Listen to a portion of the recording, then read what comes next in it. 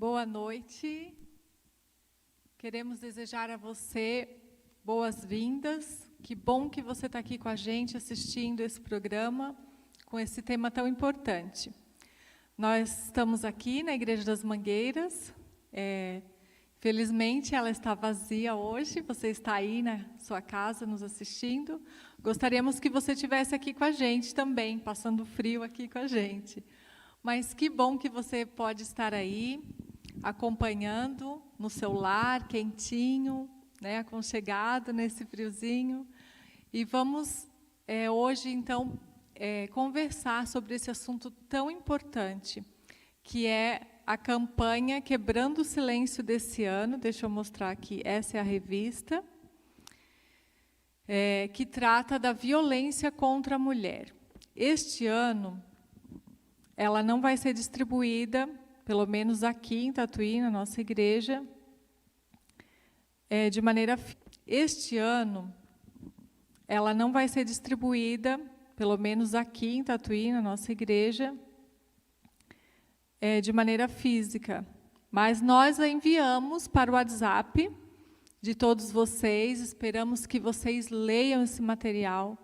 É muito importante, tem informações ali muito preciosas para que a gente possa ajudar as pessoas que sofrem desse tipo de violência.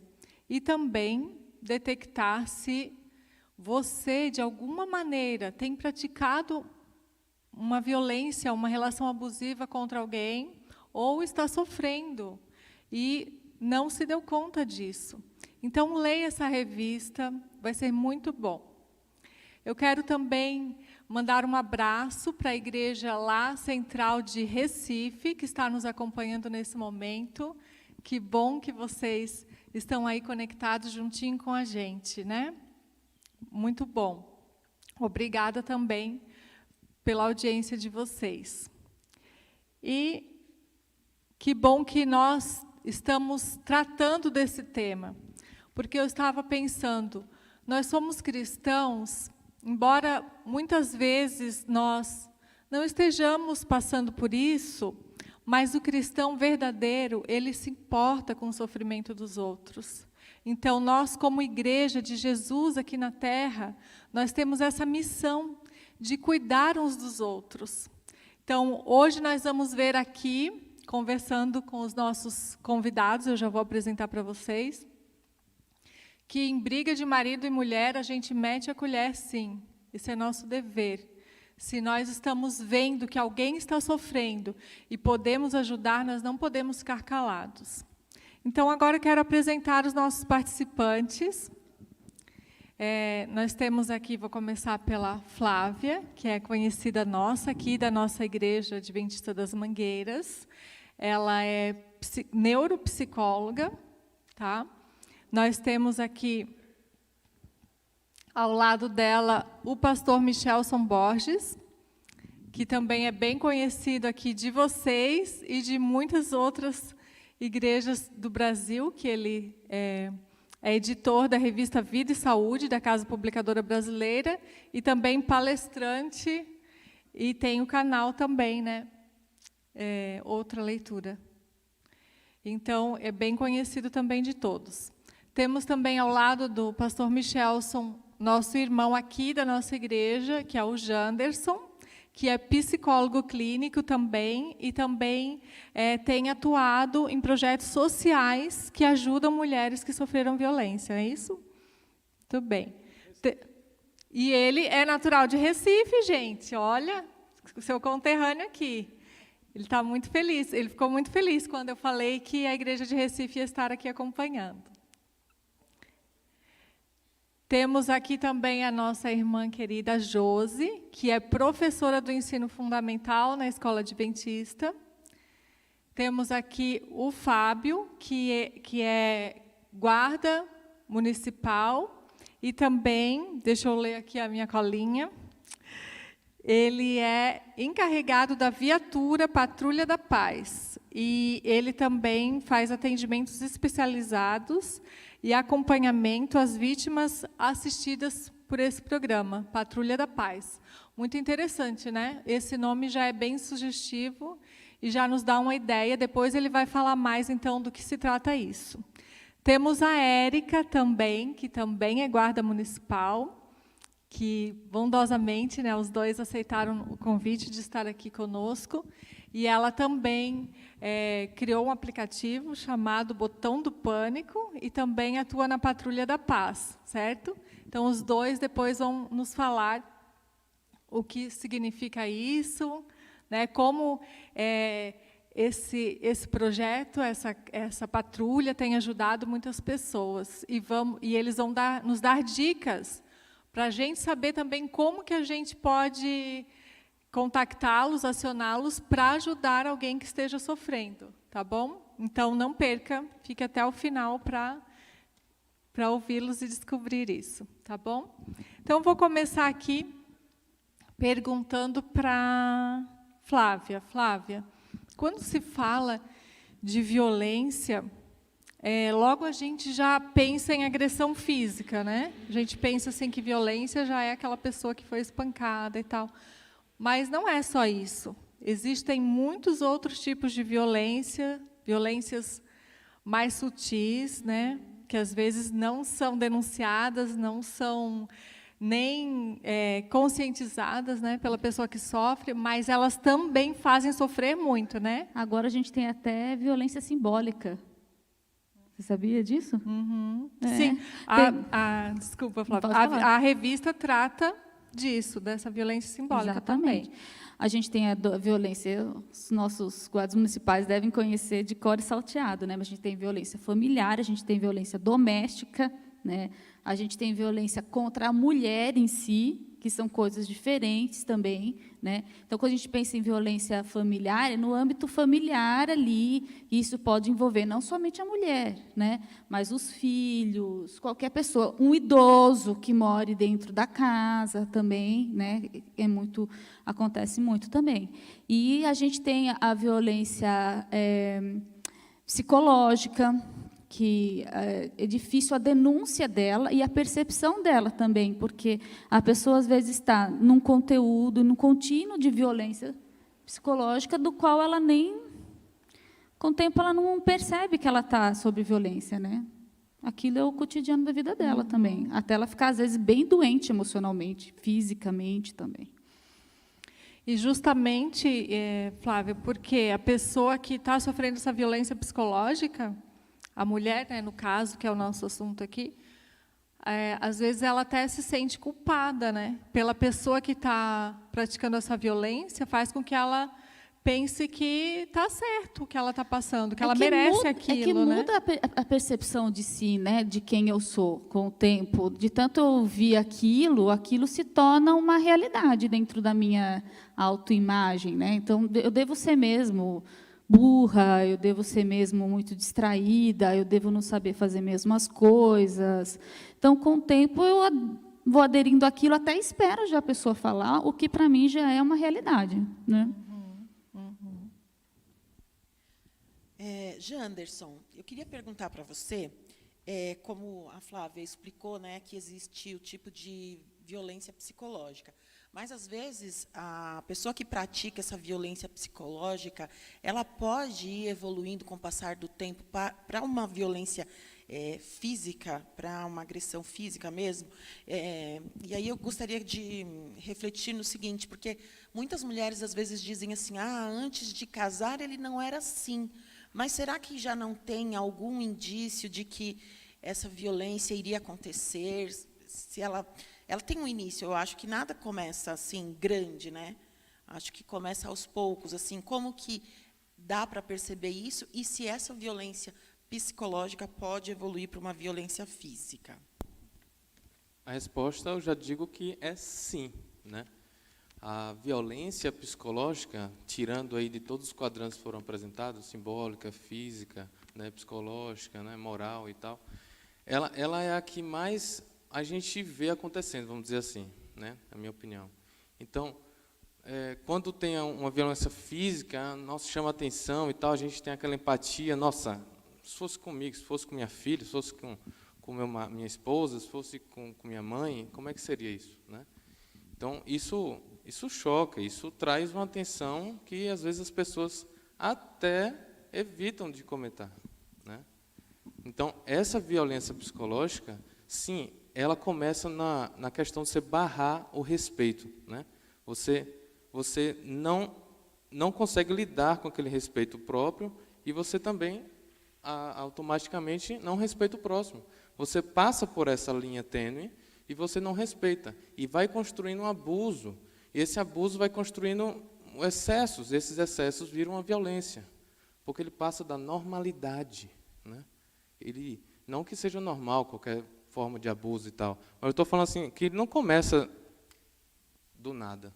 Ele começa aos poucos. Então, né? por exemplo, uma menina está namorando um rapaz, e aí o rapaz tem o hábito de tirar sarro dela na frente dos outros, ou chamar ela de burra, denegri-la de alguma forma. E depois ele pode ir evoluindo isso. Então, assim, acho que é ficar alerta aos sinais, né, do desrespeito. E também, Eu né, desconheço Ai, muito desculpa. patologias que desevoluem, né? Vamos dizer, Então. patologias Sim, sim. psíquicas que desevoluem sozinhas.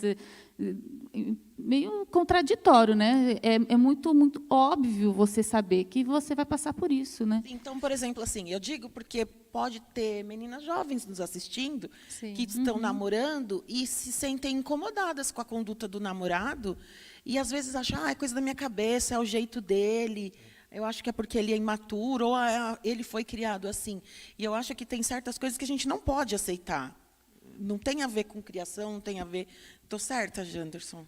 Sim. E a questão do ciúme também, aquele namorado muito ciumento, que é possessivo, que não deixa a menina andar sozinha sem ele, que quer cortar a amizade dela com outras pessoas. Tudo isso é sinal de alerta, Sim, Janderson? aquela necessidade de posse, né? Você não namora comigo, eu sou o seu dono, né? Então, o que você está pensando, o que você está fazendo, onde você está indo, o que você está vestindo, isso, na verdade, tem que passar pelo meu crivo, né, da minha insegurança. Né? Então, a vítima, vamos dizer assim já, né, a vítima, ela acha já que ela está sendo, né, errada. Ela acha que a culpa é dela e que, de uma certa forma, se ela está permitindo que ele repita isso, né, então, a culpa é dela novamente. E a maioria ela se dos culpa crimes duas vezes. passionais tem muito a ver com histórias assim, né? Eu imagino que os guardas vão lá assim, é uma pessoa que quis terminar o namoro, que não está mais no casamento, ou que começou a namorar uma outra pessoa, ou traiu. Então, aí ela assim, não, é minha, não pode trair, não pode, né? Como se qualquer erro, que fosse um erro, vamos supor, se desculpasse a possessão do corpo do outro também. Né? Mas, assim, vocês que são especialistas aí no comportamento humano, quais que são os principais motivos que fazem uma mulher permaneça se submetendo a essa situação de violência? Quais são os principais motivos? Ela tem aquela experiência com a pessoa, ela tem aquele carinho, aquele sonho, aquela expectativa, então ela espera algo, ela coloca à frente, a mulher ela envolve mais, né? Ela espera mais, ela investe mais, digamos que ela dá um tiro no escuro a mais, ela é mais vulnerável a isso, né? E tudo bem ser mulher, né? Ser mulher carinhosa, né? Amorosa, né? Mãe, né? Então, normal. Só que, nesse ponto, ela baixa a guarda um pouco e, como eu disse, vai aos pouquinhos permitindo com que o agressor ele continue. Só que não tem nada a ver com a questão de ser culpa dela. Não é isso. A culpa é do agressor, sempre. Né? Então, hoje a gente tem que parar de fazer de conta que é um problema daquela pessoa. Né? Eu não vou meter a colher no relacionamento dele. Né? Eu lembro que na faculdade, no estágio da Polícia do Estado de Sergipe, lá, né, a gente se deparou muitos casos assim que o policial já ia desanimado por uma ocorrência de agressão física, porque ele sabe que ia fazer assim, a mulher se arrepender e ele ia se sentir de bobo ali na situação. Né? Várias vezes, né, que a gente tinha grupos psicoeducativos na Polícia do Choque, e a gente percebia que eles tinham essa frustração. Né? Eles queriam ajudar, mas se a vítima não se colocar à frente à situação, né, por motivos lógicos, né, que ela se sente, que ela gosta, financeira, emocional, familiar, a sociedade julga, não pode separar e tal. Vem uma questão histórica aí. Né? Então, ela não quer ser essa pessoa que ela viu tantas pessoas acontecendo e ela não quer ser que a história dela seja protagonista dessa desordem, vamos dizer assim, social. Então, ela não quer ser essa pessoa, ela desconstruiu isso, ela construiu, e tudo bem construir isso, ela construiu uma vida bonita, uma situação de filme, uma situação adequada, e tudo bem. Né? Mas aí ela bota na esperança, tudo bem ter esperança. Né? Eu acho que é uma coisa que a gente quer colocar aqui. Mas a esperança, ela nasce onde tem um ambiente propício. Né? Uma planta, ela não nasce se não tiver sol, ar, água, amor, carinho, né? E um ecossistema, lógico. Né? Então, a família é esse ecossistema, o marido é esse que cuida, que está lá. Né? A Bíblia fala o quê? Que a mulher tem que ser submissa, mas não é submissa de estar parte, aceitar tudo. Né? É na questão de ela respeitar, né? A definição de papel. Né? Eu tenho um papel na família, você tem um papel na família. Só isso, igualdade. Entende? Não tem nenhum homem, não tem nenhuma mulher atrás de um homem. Existe uma mulher do lado de um homem. Não tem isso. Né? Até hoje a gente estava voltando do trabalho e disse, vamos estacionar tal. Você dirige melhor do que eu. É verdade. Então, assim, coisas que a sociedade pega um estigma, e isso cansa, porque nem é para a gente chegar a tocar nesse assunto. Não soma. Né? E, de repente, também, né, Janderson, nós aqui, essa mulher, por muitos anos, ela não tinha esse amparo que hoje tem, né, que hoje nós vamos ver aqui depois. Mas muitas mulheres, até elas têm vontade de romper com esse abuso, mas elas não têm para onde ir, não têm a quem recorrer. Como o Janderson falou, às vezes ela tem vergonha, né, de receber aquele rótulo, de reconhecer isso, né, perante a sociedade, a família, que não deu certo e tal. Então, ela fica meio que desamparada. Aí é que entra o nosso papel também, né, não só como conselheiros, mas tentar ajudar de todas as formas, financeiramente, conseguir um emprego para essa pessoa, um lugar para ficar, dar meios para que ela consiga se libertar dessa violência. Nós não estamos aqui querendo incentivar, né, nenhum divórcio, né?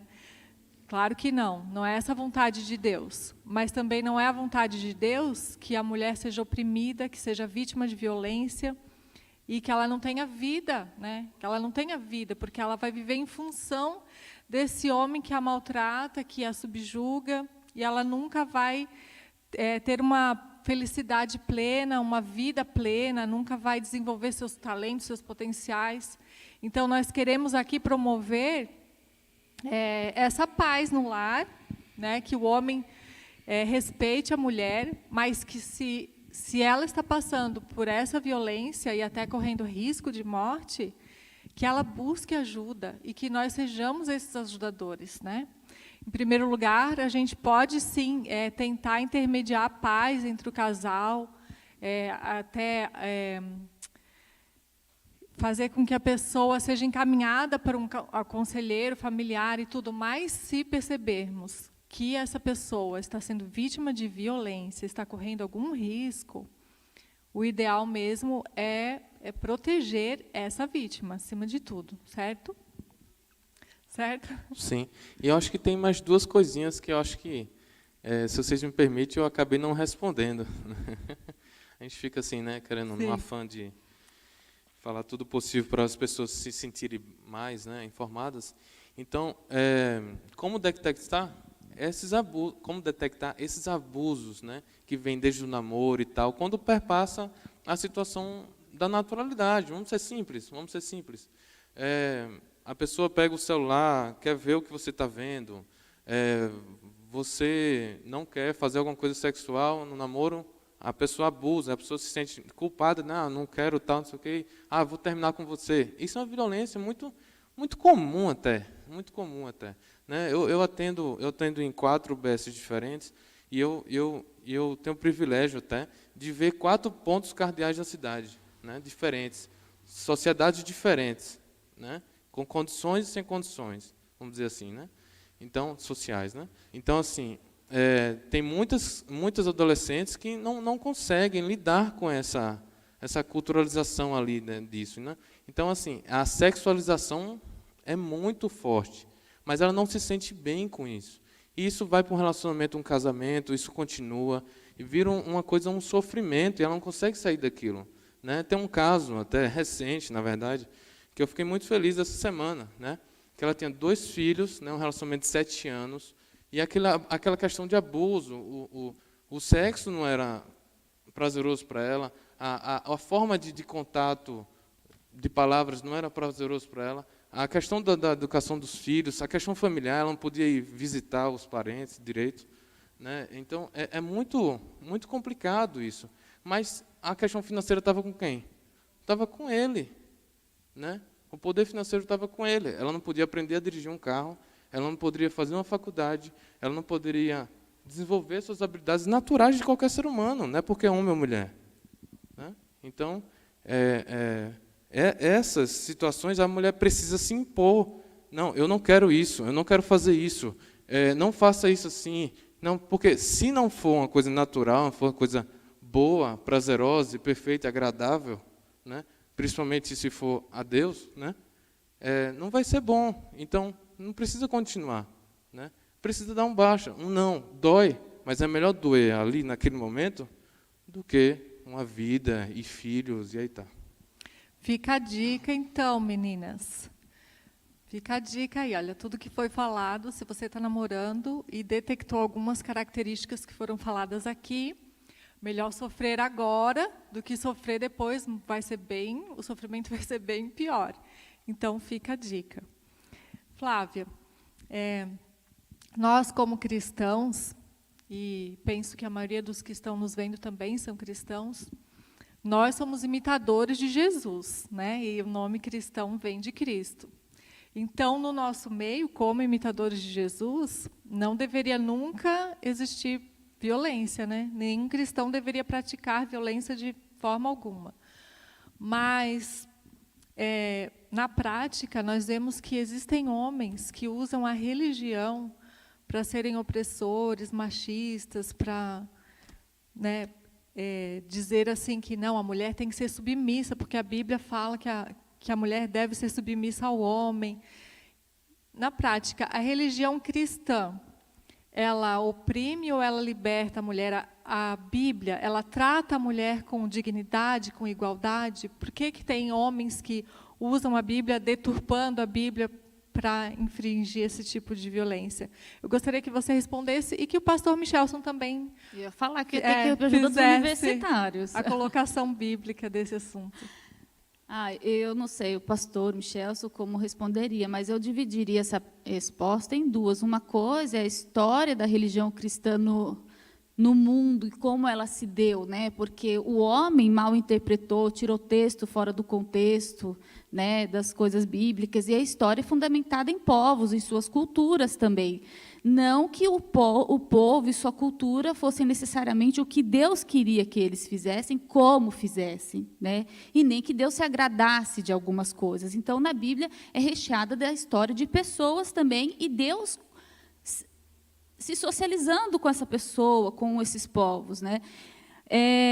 A história da religião cristã, com referência à mulher, ela tem pontos, vamos dizer assim, nebulosos, né, negativos. Me veio à mente agora, olha, nem tinha posto, mas existia uma parte da história em que as mulheres não poderiam pertencer a rituais religiosos porque menstruavam. Então, elas se apoiavam em fatos da Bíblia que a mulher, no deserto, se afastava na época da menstruação, mas existe todo um contexto para isso, porque a gente não tinha um hospital, a gente não tinha absorvente, a gente não tinha coisas tão modernas hoje como temos hoje, né? Então, esses textos fora do contexto, como o homem, a cabeça da família, né, transformaram alguns rituais, alguns comportamentos sociais da religião cristã no decorrer da história, que não favoreceram as mulheres. Mas a Bíblia em si, a Bíblia favorece muito as mulheres. Um dos textos Gênesis, que gostam tanto de reclamar de Gênesis, né, da criação do mundo e sobre a mulher, ele é repleta de coisas de igualdade, que coloca a mulher em pé de igualdade do homem, na criação, ela como imagem e semelhança de Deus também, né? O pastor pode falar disso melhor que eu, mas quando se fala da mulher virtuosa na Bíblia, é quase como se estivesse falando da esposa, né? Se fosse, vamos supor, vamos falar de uma mulher virtuosa na Bíblia. Ela vai ser trabalhadora, mas casou, acabou, porque, né, o homem é a cabeça, né, se fosse dentro desse critério de pensamento. Mas a mulher virtuosa na Bíblia, a esposa ideal, se a gente fosse pegar numa linguagem de hoje, eu acho sensacional. Se você colocasse, parece até um ativista falando, elas iam adorar, porque tem trecho que fala, né, em Provérbios, elas levantam de madrugada, dão ordens para suas empregadas, elas fazem plantação, elas compram propriedades, elas examinam e compram propriedades. Interessante que nesse verso, ela não está pedindo nem autorização para o marido dela. Então, não sei onde é a submissão, porque ela está comprando, examinando uma propriedade, e ela planta a uva nessa propriedade, e depois ela é esforçada, ela é forte, ela é trabalhadora, ela trabalha de noite, ela não passa frio, ela vende mercadorias como se fosse um navio mercante. O que era um navio mercante para essa época aqui? É uma bolsa de valores, não sei, né? Que mulher é essa que faz tudo isso e que não tem desprendimento? Ninguém está dizendo para ela, você não pode vender, você não tem propriedade, porque ao longo do tempo tiraram a capacidade da mulher de ter propriedade, a propriedade não pertencia a ela, quando ela casasse, a propriedade pertencia ao marido. Existiram muitas coisas no decorrer da história. Mas esses fatos negros, vamos dizer assim, nebulosos da história, não necessariamente têm a ver com Deus que está aqui. Né? Pastor, não sei. Eu só vou corrigir um detalhe aqui, que faltou apresentar a apresentadora, né? Claro, porque é o marido, né? Não só por isso. Ele tem que falar, gente, que ele é meu marido, Quem está tá? apresentando essa live é a senhora Débora Borges, né? Sobrenome já denuncia. Ela é pedagoga e pós-graduada em aconselhamento familiar. E uma linda apresentadora, por sinal. Bem, obrigada. Nós temos que levar em conta um detalhe também quando se fala em Bíblia e contextos mais atuais, é de que a Bíblia começou a ser escrita 3.500 anos atrás, né, por Moisés, ao longo de 1.600 anos. Né? Então, ela contém muita história, ela é produto de um tempo também, obviamente, os princípios, os valores são eternos, é por isso que nós a temos até hoje, e estamos aqui falando dela agora. Se fosse um livro comum, já teria sido, né, colocado na estante com prazo de validade vencido, mas ela não tem isso. Só que ela traz ali elementos das culturas em que ela foi produzida, né? Então, por exemplo, alguns dizem, a Bíblia é machista. Será que ela é machista ou ela está narrando, descrevendo um momento machista da história, né? Por exemplo, no tempo de Cristo, há 2.000 anos, né, lá naquela geografia, mulheres não eram nem aceitas num julgamento, por exemplo, como testemunhas. Agora, como Jesus subverte isso? Ele aparece primeira vez para uma mulher, permitindo que ela seja testemunha da ressurreição. Olha que inversão, né, da coisa. E uma mulher com um passado muito estranho, inclusive, né? Tinha sido demoniada e tal. Então, Jesus ensina duas coisas muito bonitas aqui, logo de início, né? Primeiro, que para ele esse negócio de homens e mulheres são seres humanos, né? E segundo, pecou no passado, se arrependeu, é nova criatura? É nova criatura, né? Então, é muito bonito aqui o fato de Jesus ter se revelado primeiramente, né, depois de ressuscitado, a mulher Maria Madalena. Então, isso tem que ser levado em conta. Por exemplo, os patriarcas tinham mais de uma mulher. Agora, Deus aprovou isso? Não. Deus tolerava muitas coisas, mas não aprovava. Como é que eu vou saber o que Deus tinha planejado? Vai a Gênesis. O projeto inicial de Deus qual foi? Um homem e uma mulher. Isso é casamento segundo a Bíblia. Agora, porque Abraão teve mais de uma mulher, porque Isaac teve mais, então isso é uma autorização? Não. Não, isso é uma transgressão do ideal.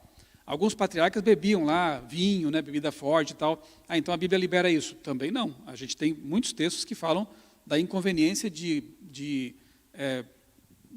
substâncias que alteram, né, o nosso estado mental. Deus tolerou, mas não recomendou, não sancionou, não aprovou.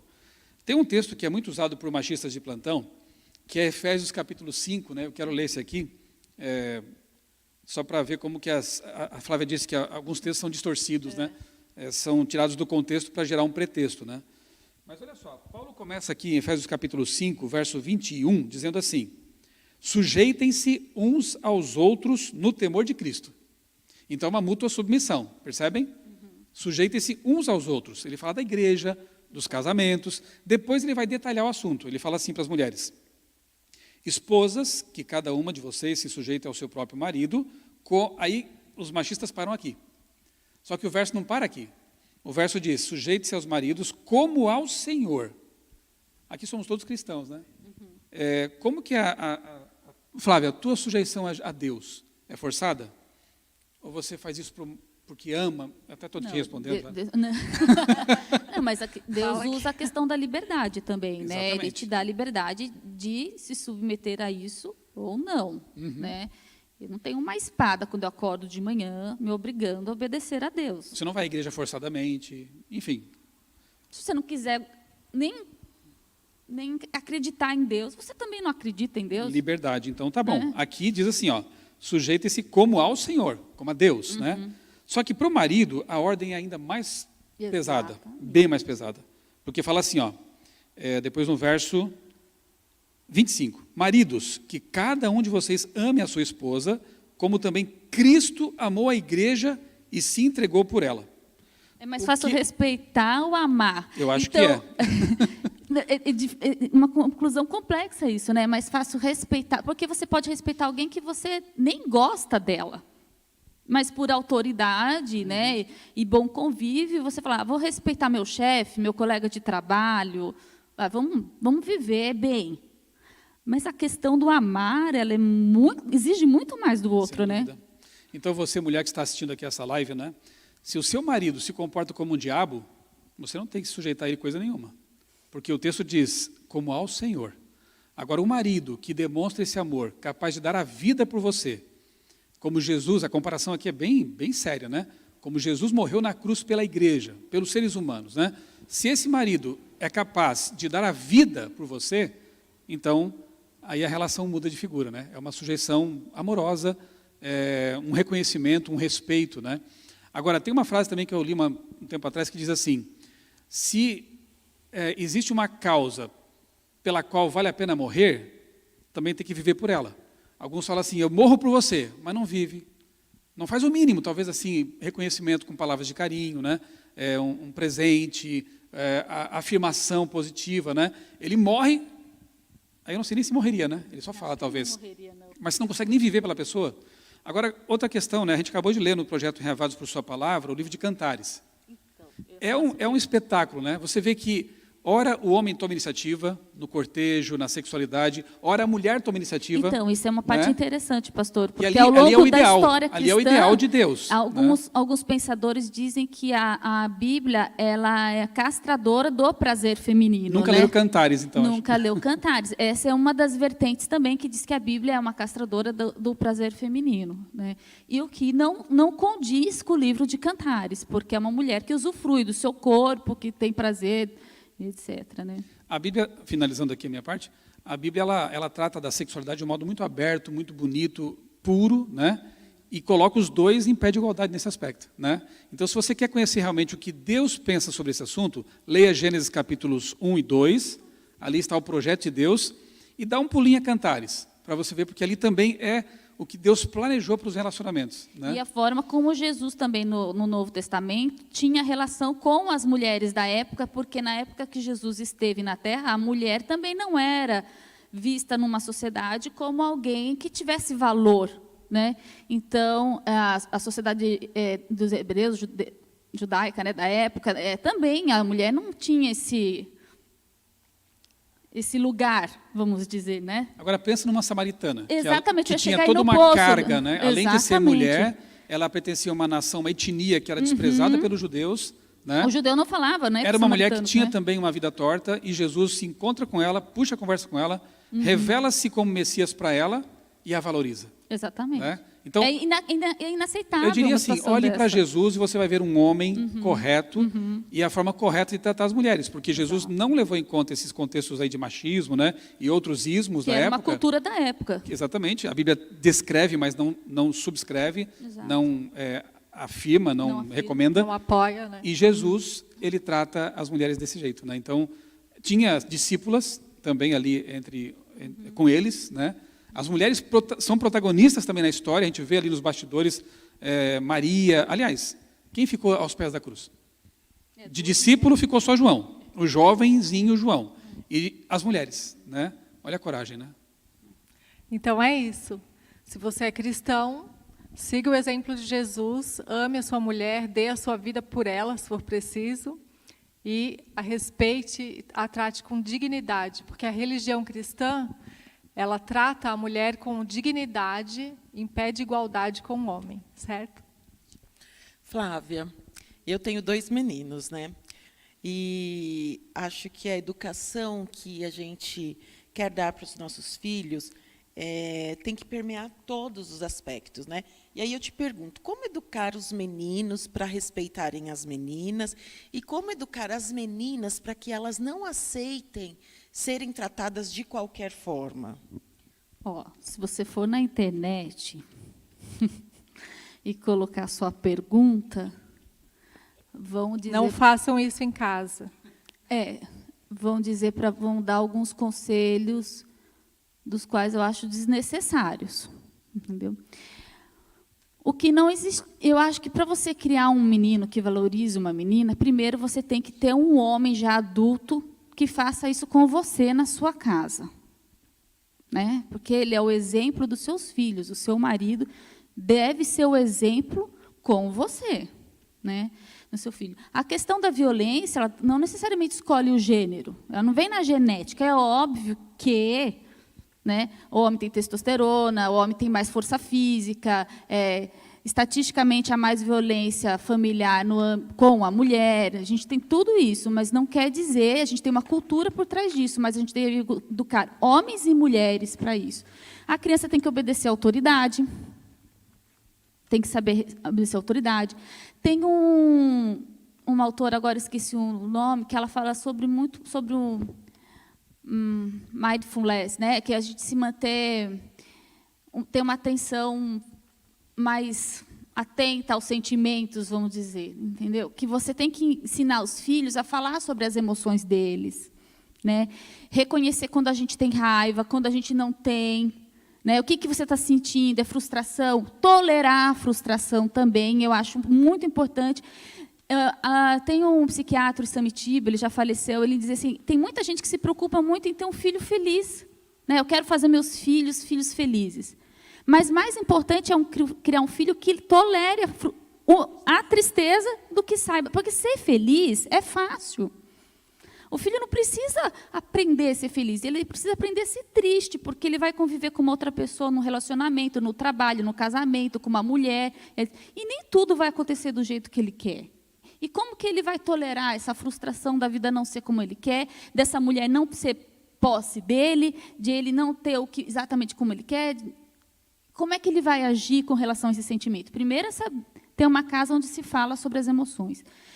A Bíblia diz que a gente também não deve provocar a ira dos filhos. Quer dizer, a gente não pode transformar o lar num ambiente onde se grita, né, se ofende o filho, tanto o homem quanto a mulher, e aí ele vai provocar isso numa vida adulta, o mesmo comportamento. Né? Até porque, por exemplo, numa casa onde é normal, comum, né? Normal não, mas comum, xingamentos, palavras depreciativas, essa moça ou esse rapaz vão casar e vão achar meio que normal receberem esse tipo de tratamento do seu cônjuge, né?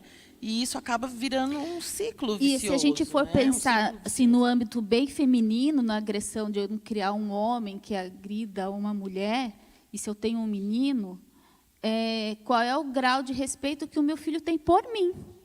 Existia uma coisa antiga que diziam assim, se você quer saber como o seu marido vai ser, olhe como ele trata a mãe. É uma coisa que eu ouvia, os antigos ouviam isso, né? Muito, né? Assim, qual é o grau de respeito que os seus filhos possuem por você como mãe, como mulher? Você ensina isso a eles? Né? Você pede isso deles ou você tolera uma certa tirania infantil dentro de casa também? Entendeu? A gente não pode provocar a ira dos filhos, mas também não pode tolerar essa carga de frustração e raiva dos filhos para conosco, para com os pais, para com a mãe, né? E isso volta de novo para casa, né? Com certeza. E essa é uma influência que a gente tem na nossa formação, né? A influência que nós recebemos em casa, a maneira que nós somos educados, que nós vimos e que nós somos tratados. E também, quando a gente vai crescendo, a mídia também ela tem uma influência sobre a nossa maneira de pensar, na formação dos nossos valores. Antigamente, a gente via, se a gente pegar uns filmes mais antigos, propagandas e tal, a gente via que as mulheres tinham uma imagem bem distorcida, assim, elas eram pintadas como meio que incapazes, né? Sempre tinha que vir um homem para defendê-la, para ajudar a resolver os problemas. Ela não conseguia resolver um problema sozinha. Elas eram geralmente retratadas como símbolo sexual, né? Sempre valorizando ali, mostrar, né, o corpo, a beleza da mulher, como se a beleza fosse a coisa mais importante na vida da mulher, como se as mulheres fossem fúteis, não fossem capazes de ser intelectuais, pensantes e tal. E isso também era um reflexo de como a mulher era tratada na sociedade, mas, ao mesmo tempo, a mídia também influenciava a sociedade para que formasse essa imagem da mulher. Isso também é um tipo de violência, violência simbólica. Então, se a sociedade influencia a mídia ou a mídia a sociedade, é o ovo quem vem, né? A gente sabe quem vem primeiro, né? Mas é o ditado, quem vem primeiro. Mas é uma retroalimentação. É uma retroalimentação. Já que a gente está falando sobre agressão, eu até fiz uma colinha aqui de uma coisa interessante para responder essa pergunta, que é o seguinte: já que a gente está falando de agressão feminina em mídia, a gente tem que entender um contexto também. Em 1932, no Brasil, vamos falar de Brasil, né? No Brasil foi quando a gente passou a ter direito a votar. Em 1946 foi obrigatório. Olha, não está tão longe. A gente está falando de direito ao voto, não está tão longe. Verdade, tá. Né? Mas o que aconteceu? Começou a explodir algumas coisas. No ano de 1900, na década de 70, houve o caso da Ângela Diniz, muito famoso, que ela foi assassinada com 4 tiros. 3 tiros no rosto e 1 na nuca. E foi muito famoso na época no Brasil. As pessoas mais antigas que estão assistindo vão se lembrar disso. E o assassino alegou legítima defesa da honra, porque ela não queria ficar com ele, tinha toda uma história. Mas a sociedade se dividiu na época, por conta desse contexto que tínhamos de uma mulher. Ou seja, uma mulher que se pudesse valer da honra, de um crime passional, como se ela agredir uma mulher, merecesse aquela exatamente, punição, legitimando o agressor, né? Então eu vou legitimar porque eu vou dizer que foi pela honra. E na época, no primeiro julgamento dos anos 70, ele foi absolvido, não, ele foi condenado 2 anos, para mim é quase uma absolvição. Só que na época a mídia lançou o slogan "Quem ama não mata". Olha que interessante como ela se retroalimenta. Quem ama não mata. E isso fez com que ele fosse para um segundo julgamento e ele fosse condenado a 15 anos. Mas, nesse mesmo trecho, para a gente entender o Brasil da época, como a gente chega aqui, de 70, nos anos 80 e 90, se a gente pega como era a mídia, o corpo da mulher era apresentado, até em programa infantil ou não, a gente fala, gente, eu via isso? Hoje, olha, até as feministas detestam ver o que vem nos anos 80 e 90, como a mulher era apresentada. Porque era como a mídia retroalimentava. Se você visse a propaganda do Brasil para turismo lá fora, para cá, para dentro, como que o Brasil era apresentado nessa época? Carnaval, uma mulata dançando, com pouca roupa, né? Um turismo sexual. Na época, a própria Prefeitura do Rio, eu li sobre isso, né? Produziu panfletos, folders, com mulheres de biquíni para mandar para fora. Exato, exato. Então, assim, é a mídia e a sociedade caminhando juntas. Só que nessa mesma época, 60, 70, estavam acontecendo outras correntes de pensamentos na Europa. E que chegaram aqui. Que hoje, quando a gente vê séries e filmes de hoje, atuais, em Netflix, etc., a gente vê muito essas correntes de pensamento, da qual é mais valorizada uma mulher que trabalha fora, que tem sua vida, a famosa frase, falar palavra, né, do empoderamento do que uma mulher que está em casa, que cuida dos seus filhos, entendeu? Então, complementando essa questão, hoje em dia, eu ia perguntar, hoje em dia, a mulher é o oposto dessa ideia, né? É o oposto.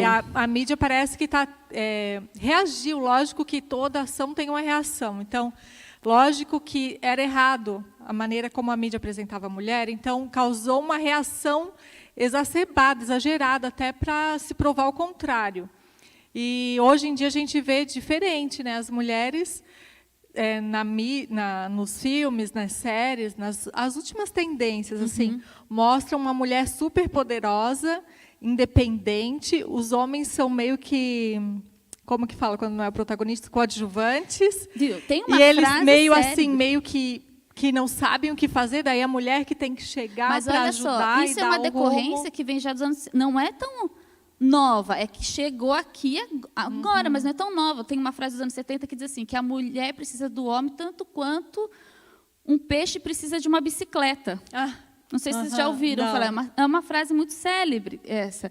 Então, esse grau de você poder fazer, poder trabalhar, poder ser independente é muito válido e é necessário. Eu acabei de ler, né, na Bíblia da mulher, entendeu? Você tem todo esse direito de fazer. Mas acontece que agora a corrente é minimizar um outro lado, que é o poder do masculino, junto com isso, e o direito da mulher de também. Porque é mãe a mulher que fica em casa e é mãe a mulher que trabalha também. Ou não é? Claro. Não, e isso ficou muito confuso na mídia hoje, para as meninas, principalmente, porque eu não cresci dentro dessa mídia. Mas adolescentes estão crescendo dentro desta mídia atual, onde o lado oposto não existe. A realidade do lado oposto ela é marginalizada. Porque, veja bem, só um pouquinho, pastor. Criar um filho e trabalhar em casa, ele é um fim em si mesmo. Então, por exemplo, se eu trabalho fora... Se eu sou uma jornalista, se eu sou uma psicóloga, se eu sou professora, eu ganho dinheiro, eu ganho salário, eu produzo alguma coisa concreta, certo? Se eu educo um filho, lavo louça, limpo a casa, eu tenho um fim em si mesmo. E esse fim em si mesmo é desvalorizado hoje, muitas vezes, na sociedade. Tanto é desvalorizado que a mulher...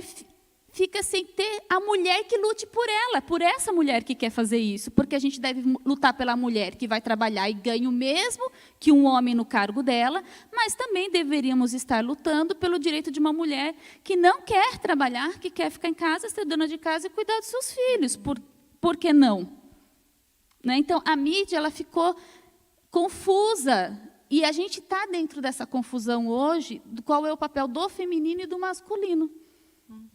É uma reação extremada a um extremo que já era ruim, né? Então, eu me lembro, quando você falava, eu me lembrei assim, claro, aqueles filmes antigos, como disse a Débora, né, que minimizam a mulher, colocam sempre num segundo plano ali e precisa de um homem para resolver tudo, né? Mas eu lembrei de uma cena que eu vi num filme recente, eu não vou citá-lo, mas assim é bem interessante porque tem o herói e tem uma heroína. Aí há uma situação lá complicada de ataque ali dos inimigos, aí o herói ele pega a mão dela para ajudá-la. Vamos lá, né? Ela fica brava e diz assim, que é isso? Solta minha mão. E corre, né? Quer dizer, aí você está desprezando um instinto natural do homem, que a Bíblia valoriza, que é o de proteção. De ajudar, de oferecer ajuda, né? Para que agir com essa violência, né? Também diria assim, né? De tirar a mão dele e desprezá-lo, né?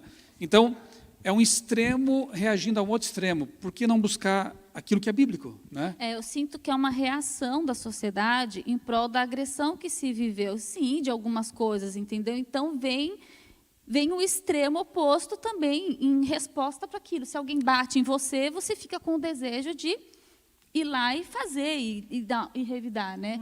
Então, é importante a gente, como sou cristã, estou falando agora como Flávia, né, como cristã. Se denominamos como cristã, eu acho que a Bíblia, como base disso, é uma base de igualdade.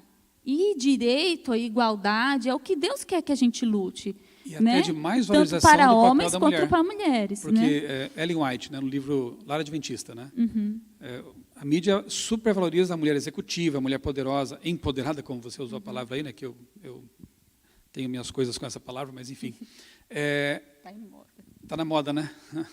Mas Ellen White diz lá no Lar Adventista que a obra de uma mãe é praticamente a única que vai ser eterna. Uma executiva construiu uma empresa, a empresa vai falir um dia, ou vai ficar para os filhos que vão destruir ou acabar com a empresa. O engenheiro faz uma ponte, a ponte um dia cai, né? Todas as obras e consecuções humanas geralmente são temporárias, são transitórias, mas o caráter, ele é eterno. E quem mais do que a mãe é responsável, né? Claro que os pais são, né? Mas a mãe tem um papel todo especial nesse aspecto aí, e ela desenvolve o caráter de uma criança. Isso vai permanecer para sempre, poderá permanecer. Então, é muito bonito como a Bíblia e também como a escritora Ellen White, né, enaltecem o papel da mãe, que a mídia muitas vezes valoriza. E a mesma escritora diz que o pai é a imagem simbólica do Deus. Né? Então, assim, se essa imagem simbólica do Deus também não é um Deus bom, então eu cresço e não tenho capacidade de imaginar, idealizar um Deus bom. Então, você vê como Deus, ele quer, cada um tem suas características, ok, mas a gente não precisa eliminar uma imagem para existir uma outra. Aí que está. A gente não precisa eliminar essa imagem para que a outra exista. Quando a gente fala de igualdade, não é uma igualdade de função, é ontológica, é de qualidade, de natureza, de respeito, de dignidade. Agora, as direitos. Funções, você falou aí, né? A mãe ali tem o papel dela no lar, como mulher, como biologicamente, é óbvio que é diferente. E o pai é o Deus, né? É Deus no lar. Ou seja, é aquele que tem que ser carinhoso, como Deus é, mas também é aquele que é firme, que é o legislador também, mas que faz isso por amor, com equilíbrio. É fácil? Não, mas ambos têm que buscar em Deus essa iluminação, né? E não tem que ser um martírio, né?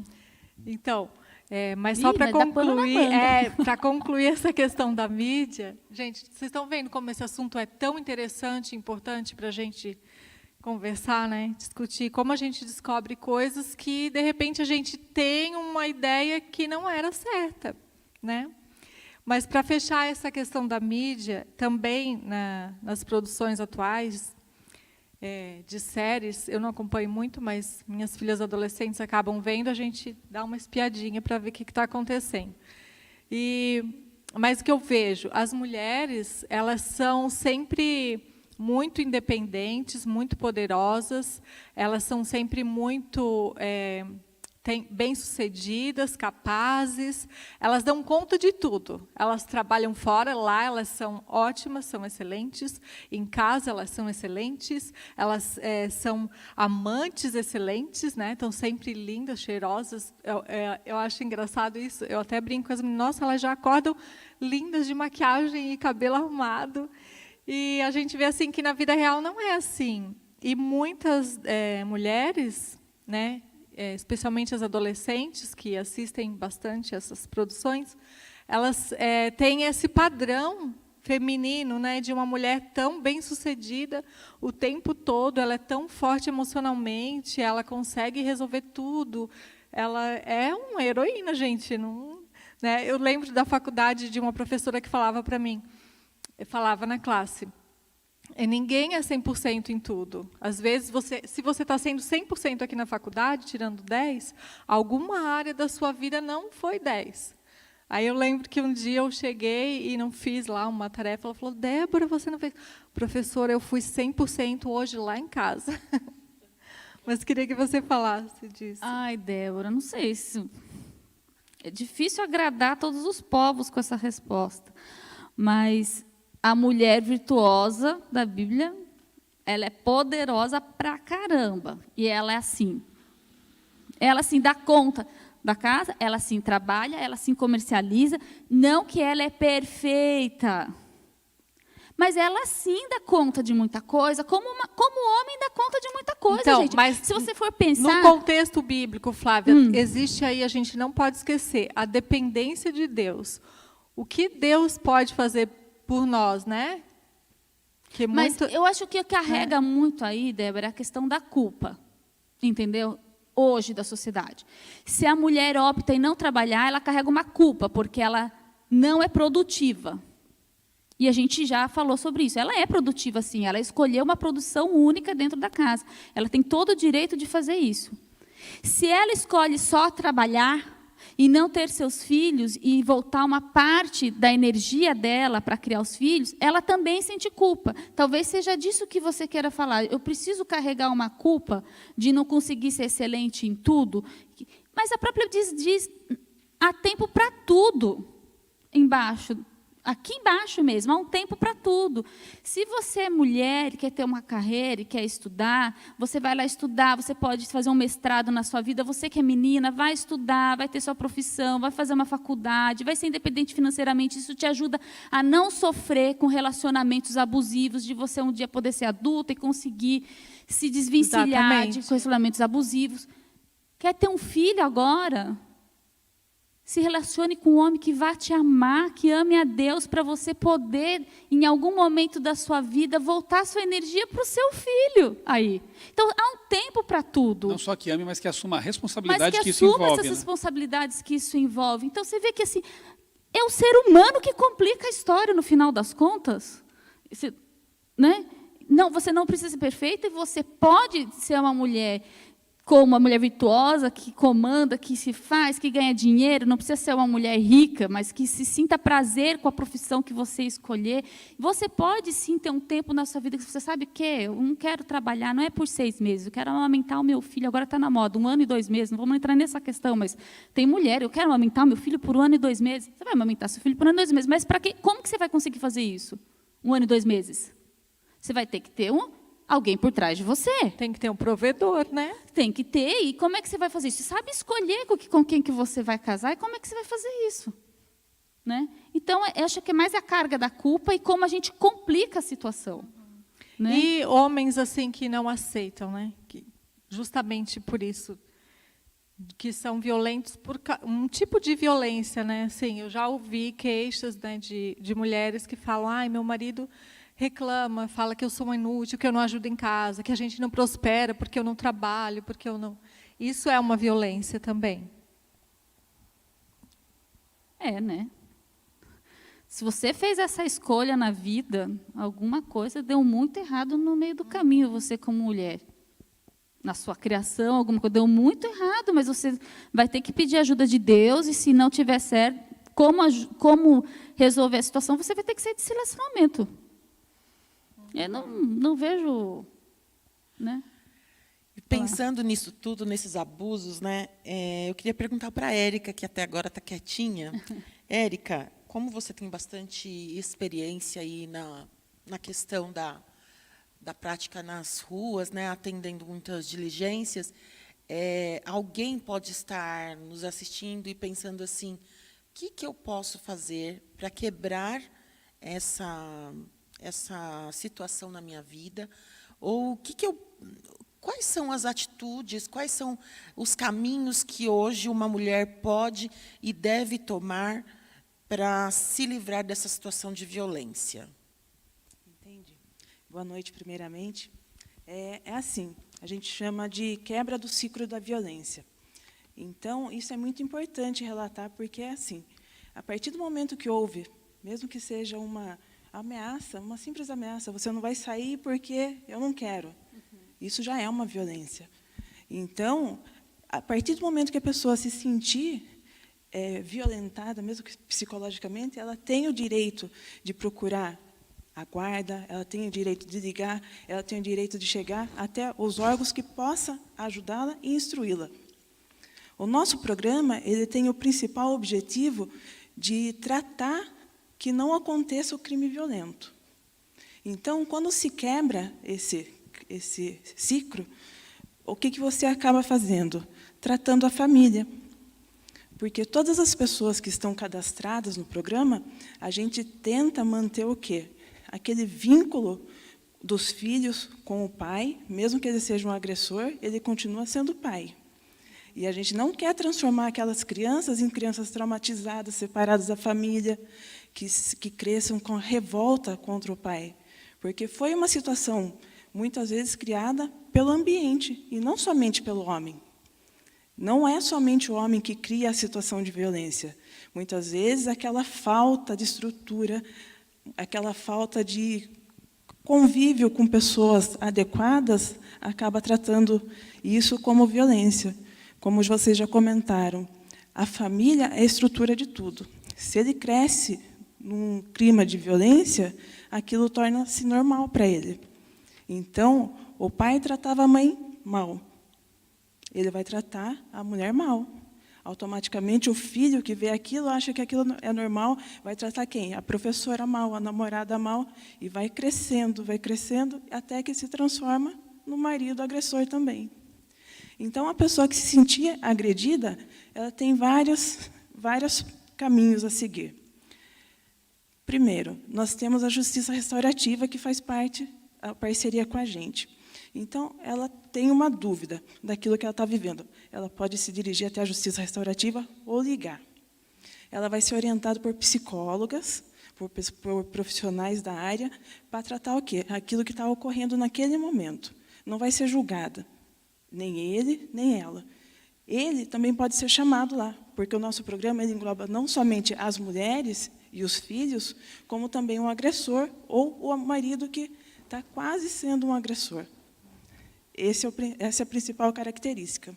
Por isso que existem as visitas. É quase uma prevenção, então, né? Daí, nesse caso. Porque Com certeza. antes que aconteça o crime, A violência física, violência né? física, Isso. ela já procura vocês e vocês já orientam essa pessoa. Exatamente. Essa é a principal característica do programa, de evitar que o crime violento aconteça. E as visitas que são feitas pelas viaturas específicas, elas tratam o quê? Geralmente, a medida protetiva, elas são feitas após uma agressão. E o nosso programa ele atende desde as medidas protetivas, como também as pessoas que não têm nenhum boletim de ocorrência. Então, ela não precisa fazer o boletim de ocorrência para ser atendida pelo programa. Isso é muito importante para quê? Para que não ocorra a separação, para que não ocorra o crime. Às vezes a mulher tem medo de fazer o boletim de ocorrência também, né? Acontece muito isso também.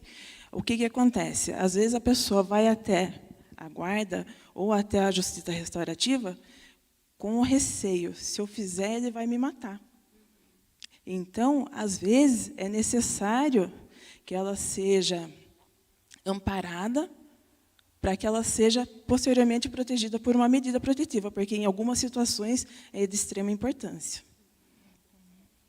É muito interessante isso, né? Eu não sabia que a ameaça já era procurar. tida como uma agressão, né? Eu acho que isso é muito importante de saber, né? Agora, quero perguntar para o Fábio, também está quietinho ali.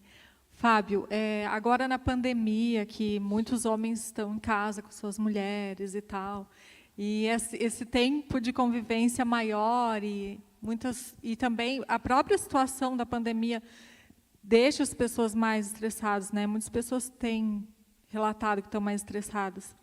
Tem acontecido mais casos de violência, e eu gostaria que você falasse sobre isso e também contasse algum caso para a gente, algum caso que vocês atenderam e que a pessoa, né, conseguiu se livrar dessa agressão, para que sirva de exemplo e encorajamento para quem, de repente, está passando por isso e tenha medo do final, né, o que vai acontecer. Eu queria que você contasse o que aconteceu com alguma pessoa, assim, um final feliz. Primeiramente... Feliz não, né, mas um bom final, né? Primeiramente, boa noite a todos. Obrigado pelo convite. Estou muito feliz de estar aqui. O privilégio é nosso de ter vocês. E poder, de alguma forma, ajudar as mulheres vítimas, né, de Se você quiser de olhar violência para a doméstica. câmera, isso é melhor. Pode responder para a câmera, daí eu vejo você lá na telinha. Tá certo. Então, respondendo a sua pergunta, realmente aumentou consideravelmente os casos de violência doméstica devido à pandemia. Os casais estão mais tempo na casa, né? E com isso as discussões, muitas vezes ingerem bebida alcoólica, inclusive o uso de drogas, e acaba aumentando muito. Eu não gosto de falar de números, mas em pesquisas é mais ou menos entre 20% a 25%. Nossa, aumentou, né? Considerando a população aqui, São bastante casos, então. Sim. E como que vocês conseguem dar conta de tudo? Bom, o nosso programa, nós temos entre 25 mulheres, aproximadamente, no programa. A gente faz uma visita. Geralmente, a gente elas entram no programa, faz o boletim de ocorrência, tem a medida protetiva, e nós passamos, nós fazemos a primeira visita, que nós sabemos qual a situação, o que ela Só passou. um pouquinho. E o agressor, ele fica sabendo que foi denunciado? Sim, quando há a medida protetiva, sim, porque ele recebe uma intimação, né, que ele não pode chegar perto. A medida protetiva é aquela que ele fica limitado, ele não pode chegar a uma certa distância, né? 300 metros, né? Ah, tá. Mas isso aí é feito o boletim de ocorrência, o delegado, né, da Delegacia Especializada DDM, ela pede para o juiz e ele dá a medida protetiva. Então, chega para ela e para ele também, que foi concedida a medida protetiva, para ele não chegar perto. Mas isso quando já foi feito todo antes um processo assim de tentativa, assim de como que é? Geralmente. Porque assim não, porque a Érica estava falando, né, que não registrava o boletim de ocorrência, e tal. Então é outro Sim, caso, assim, depende do caso. Outros mecanismos, né? Porque chega um ponto que ela não consegue mais conversar, não dá mais, e ela vai fazer o boletim de ocorrência. Aí já aconteceu agressões, já aconteceu ameaças, então é feito o boletim de ocorrência e o pedido da medida protetiva. Deixa eu só Vocês fazer lembram? Desculpa. Deixa eu só fazer uma pergunta que me ocorreu agora, porque pode ser a dúvida também de outras mulheres. Para que a mulher busque esses recursos, a medida protetiva ou qualquer outro tipo de auxílio jurídico, ela precisa ter um advogado por ela ou não? Não, ela não precisa. Tá? Inclusive, tem o Disque 100, que é feito a denúncia anônima, que algum vizinho, algum parente que tenha visto ou percebido, ele pode fazer essa denúncia anônima, né? Ou mesmo 153, que é na Guarda 153. Civil, também faz São essa números denúncia. nacionais, né? Sim. Sim, Disque esse 100. Disque 100, sim. E o 153 também. 153 é o nosso, da ok. Guarda Civil. Diz que e- 100, então, para o Brasil todo. Sim, E o isso. 53 aqui. 153 aqui, eu acho que praticamente todas as guardas civis do Brasil, salvo engano, é 153. Tá? Deixa eu te fazer uma pergunta também, que eu fiquei com dúvida agora, que pode ocorrer com as vítimas, né? A mulher, para fazer a denúncia, ela precisa ter prova da agressão? Não, ela não precisa. Não necessariamente ela ir lá, ela vai conversar com a delegada, vai explicar o que está acontecendo, é feito, elaborado o boletim de ocorrência e automaticamente é feito Isso os serve outros também para procedimentos. denúncia de abuso também. Todos. Isso é importante esclarecer também, porque alguém pode estar assistindo, muitas vezes as pessoas deixam de fazer alguma denúncia, você pode deixar de falar alguma coisa, não tenho como provar, como é que eu vou fazer, depois vai ficar quem tem a verdade. Às vezes a mulher fica confusa disso também, não existe? Sim, é complicado. A primeira vez que ela vai, ela não sabe como se portar, né?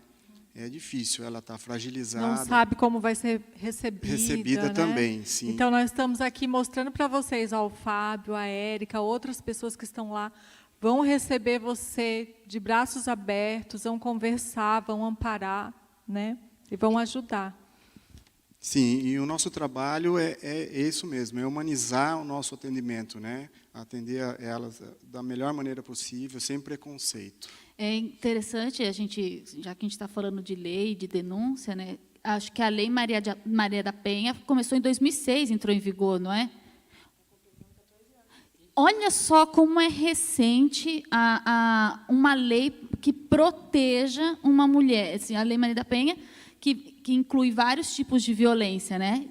A partir de 2006 que isso começou a ter validade. Até então, por exemplo, uma mulher chegava, por exemplo, numa delegacia e podia dizer, olha, meu marido me bateu, está me ameaçando, e perguntar, mas o que você fez para ele fazer isso? né? Porque quando a gente é criado, acostumado com a violência, a gente crê que tem que existir um motivo para ser violento, porque quando somos crianças a gente apanha por um motivo, né? Assim, a criança levou um tapa na bunda, assim, a mãe reclamou com ele porque eu fiz alguma coisa de errado eu fiz. E muitas vezes a mulher cresce no ciclo de violência e às vezes o entorno dela mesmo, até outras mulheres falam, mas o que é que você fez para que ele batesse em você? Então, eu acho que a quem está me ouvindo agora, ou nos ouvindo, que é mulher e etc., a violência ela nunca tem uma desculpa para ter a violência, né? E isso é importante. Quando você chega lá, ela não vai ser recebida assim pela guarda, né? O que você fez, ou que motivo você deu, quem você é, o que você fez essa noite. A imparcialidade é total, tanto para um quanto para o outro. E isso que você está citando é muito importante, porque isso acontece muito nas violências sexuais, que aumentaram muito também. Então, onde existe uma residência que tem o crime de violência doméstica, muitas vezes existe a violência sexual também contra menores. Entendeu? E daí o que acontece? Muitas vítimas relatam que isso aconteceu porque os pais não contaram nada porque aquilo era normal. Porque os pais já sofreram a violência antigamente. E muitas acabam até citando questões religiosas. Porque você tem que respeitar, porque Deus quis assim, porque atribuem a N fatores. E isso não pode ocorrer mais. A gente até escuta frases célebres dentro da família, eu já ouvi isso dentro do consultório, os pais com a vítima. Eu já suportei isso tantos anos, né, filha? E você tem que aguentar isso em prol da família, em prol dos filhos. Eu fui assim, sua avó foi assim, sua tia é assim. Né? É muito comum e a gente percebe que a vítima ela precisa de muito amparo. Então, como o Fábio já relatou, qualquer um pode denunciar, o vizinho, a família. A família tem que se intrometer. Geralmente, a mulher aparece com uma lesão, um roxo. A família tem que saber o que está acontecendo. E, nesse sentido, ela pode fazer uma denúncia anônima, ela pode fazer uma denúncia identificada, que vai ser verificado isso. Agora, uma curiosidade, só assim, mais para ponderar uma questão. A gente sabe também que tem algumas falsas denunciações, né? Você falou que não precisa ter nenhuma evidência, inicialmente, assim, alguma prova, né, conclusiva de que realmente houve uma violência ou algo assim.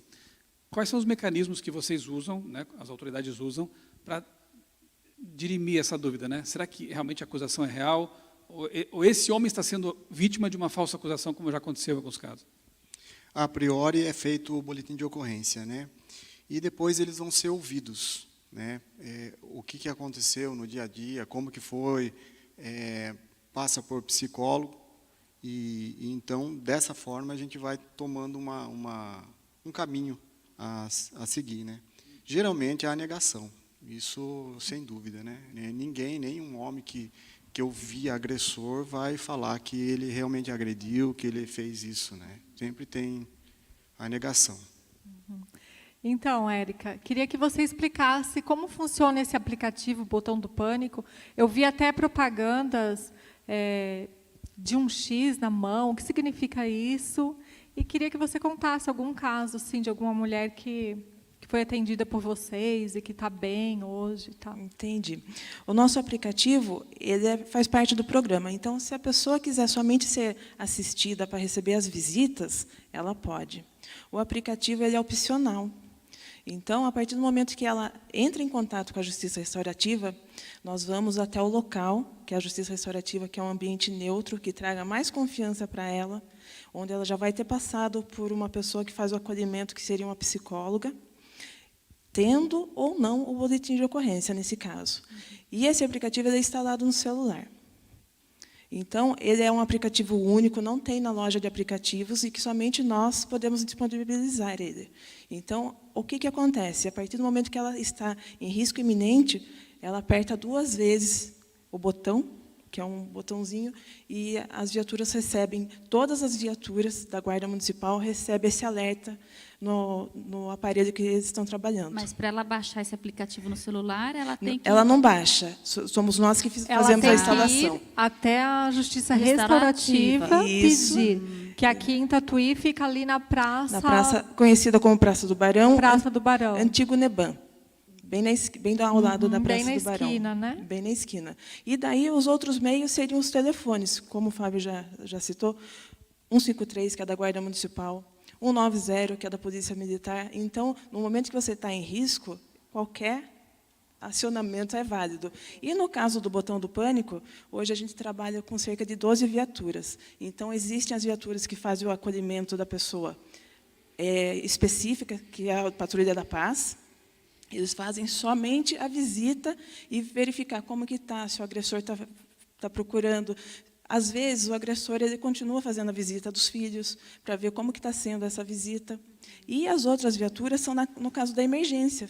Então, se houver a emergência, como já houve, o início do programa começou no dia 24 de junho, devido à pandemia, ele foi apresentado no início do ano, só que devido à pandemia, que seria em março, a apresentação dele foi adiado para junho. Então, nesses um mês e pouquinho, nós já temos 25 assistidas.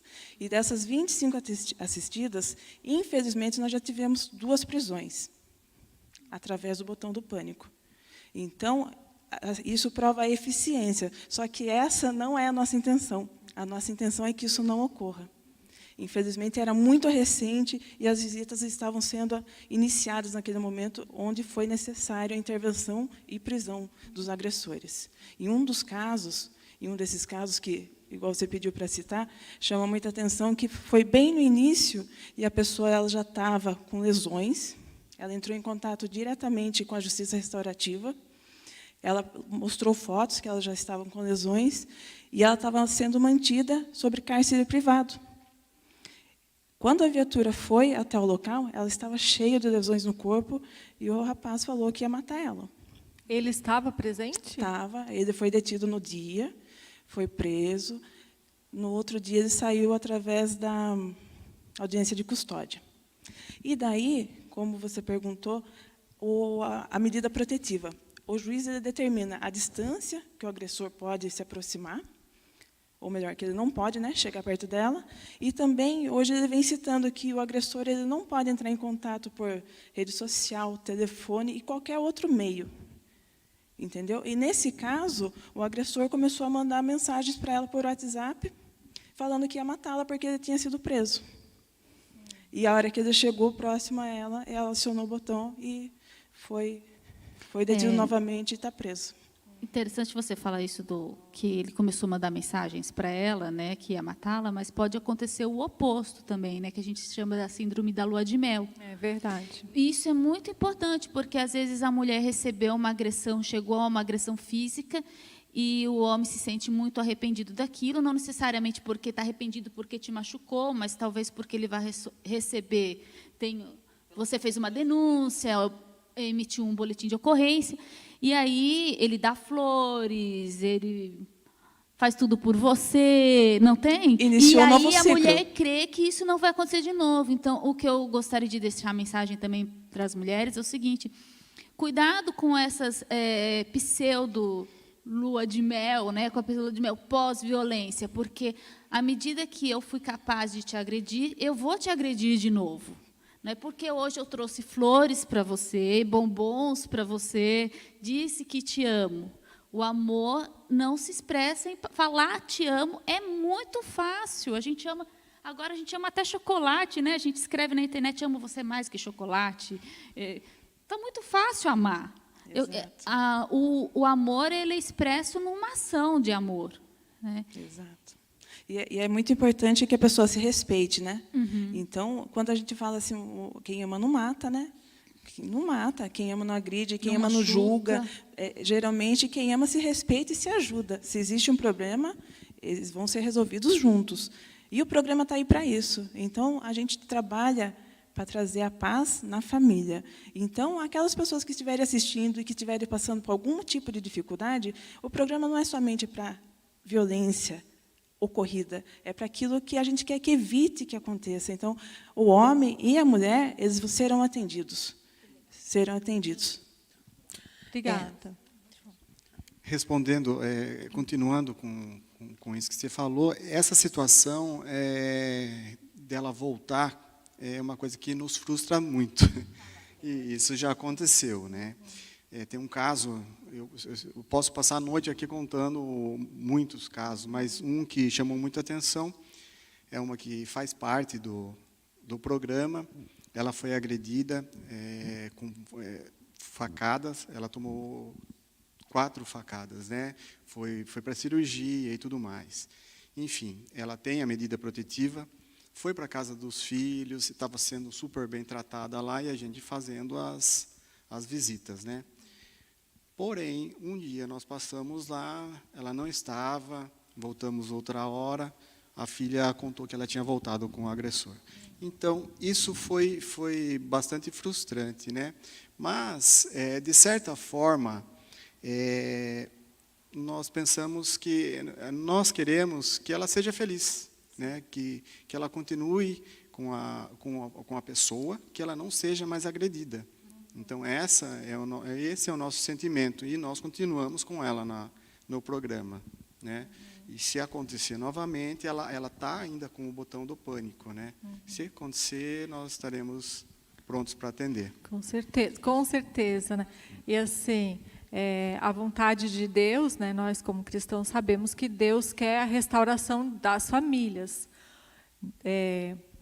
que mesmo o agressor precisa de ajuda, mas tem casos e casos, né? E por isso que essa família precisa ser acompanhada de perto, né? Se a vítima ela quer se colocar ali, se submeter ao agressor, mas ela não pode ser abandonada, ela tem que ser acompanhada.